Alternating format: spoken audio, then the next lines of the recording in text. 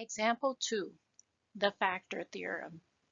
So the polynomial x minus k is a factor of the polynomial function if and only if the number you plug in equals 0. So here is our given polynomial function, and we want to determine whether x plus 3 is a factor of the given function.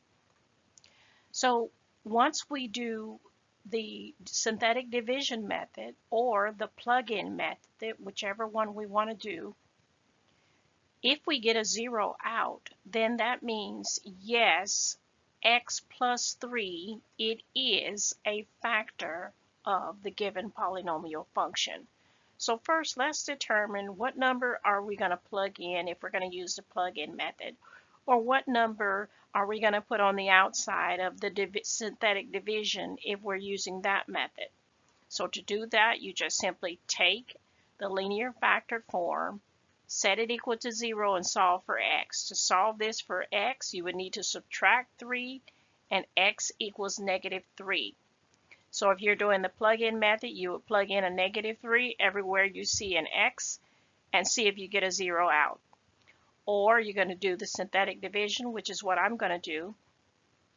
We're going to have a -3 on the outside of the division symbol. Let's see what our coefficients are. We have to check to make sure we have all our degrees. Let's see, degree 3, degree 2. Looks like we're missing degree 1. Let's go ahead and put a 0 in degrees 1's place. And we're going to start the process by bringing down a -2.